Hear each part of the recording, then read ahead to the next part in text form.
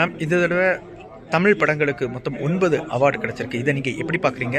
மேலும் நம்மளுடைய படங்கள் வந்துட்டு ஒவ்வொரு ஆண்டு வந்துட்டு நமக்கு அதிக விருது பெறும்போது ஒரு திரைப்படத்துறைக்கு வந்துட்டு ஒரு பூஸ்டாக இருந்துட்டு இருக்கு. இது எப்படி நீங்கள் பார்க்குறீங்க? ரொம்ப சந்தோஷமா இருக்கு. நம்மளோட தாய்மொழிக்கு கிடைக்குதுன்னு சொல்லும்போது நம்ம இந்தியன் அவ்வளோதான், எந்த மொழி கிடைச்சாலும் சந்தோஷம். பட் நான் தமிழ்நாட்டில் இருந்து நம்ம தமிழ் படத்துக்கு நிறைய கிடைக்குதுன்னு சொல்லும்போது ரொம்ப சந்தோஷமா இருக்கு. கிட்டத்தட்ட 9 அவார்டு கிடைச்சிருக்குன்னு சொல்லும் போது ஹாப்பியஸ்ட் பர்சன் நான் தான் நான் சொல்லுவேன். அதாவது 2024 72 நேஷனல் அவார்டு இருக்காங்க. ஸோ இதில் வந்து ரொம்ப காம்படிஷன் இருக்குது, பயங்கரமான காம்படிஷன் இருக்குது. எதை செலக்ட் பண்ணுறது எங்களால் முடியாது. ஒன்றே ஒன்று சொல்கிறோம், நாங்கள் கிட்டத்தட்ட 10 ஜூரிஸ் அண்ட் 1 சேர்மன்.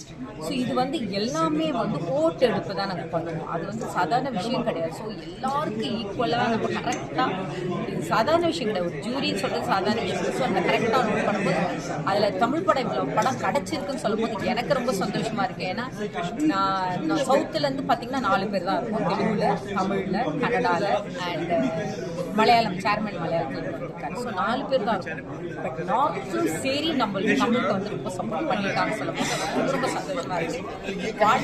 வாங்கின அவார்டை எல்லாருக்கும் யார் யார் வாங்கினாங்களோ அத்தனை பேருக்கும் கங்க்ராச்சுலேஷன்.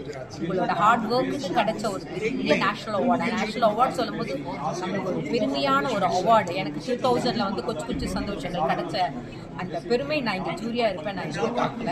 ரொம்ப சந்தோஷமா இருக்கு. எல்லாரும் அவார்டு வாங்கின எல்லாருக்கும் congratulation and all the best. Ma'am, நம்ம தமிழ் படத்தில் பார்த்தோம்னா மகாராஜா படத்தில் ஒரு சிறந்த நடிப்பை வந்துட்டு ஒரு விஜய் சேதுபதி எடுத்திருப்பாரு. அதே மாதிரி அமரன் படத்துலையும் சிறந்த ஒரு நடிப்பு இருந்திருக்கும். இந்த படங்கள் ஒரு தேசிய அளவில் அவங்களுக்கு சிறந்த நடிகருக்கான விருதை வந்து பெற்று தரல. அந்த அளவுக்கு காம்படிஷன் நினைக்கிறீங்களா? நானும் ஒரு படம் வந்துச்சு நம்ம யோசிச்சு பாருங்க. இப்போ நம்ம தமிழ் படம் மட்டும் பார்த்துருக்கோம். நானும் ஒரு படம் பார்க்கும் போதும் ஒன்று விட்டு ஒன்று அப்படியே மீறிட்டே இருக்கு. யாருக்கு கொடுக்கறதே எங்களுக்கு தெரியாது. ஸோ அந்த காம்படிஷன் ஜாஸ்தி, பயங்கரமான காம்படிஷன். நீங்க பார்த்தீங்கன்னா மகாராஜால அந்த கேர்ளுக்கு வந்து அவார்டு கிடைச்சிருக்கு. ஸோ இது வந்து நாங்கள் ரொம்ப டஃப்பாக எடுத்த விஷயம். நம்ம நினைக்கிற மாதிரி கிடையாது. இவங்களுக்கு கொடுக்கணும் அவங்களுக்கு கிடைக்கணும் அதெல்லாம் ஒன்றுமே கிடையாது. இப்போ ராயன் பாருங்க, ராயனுக்கு வந்து பெஸ்ட் மூவிக்கு கொடுத்துருக்கோம். ஏன்னா அவ்வளோ அழகாக வந்து நம்ம தனுஷ் டைரக்ட் பண்ணியிருப்பாரு. படம் ரொம்ப நல்லா எடுத்திருப்பாங்க.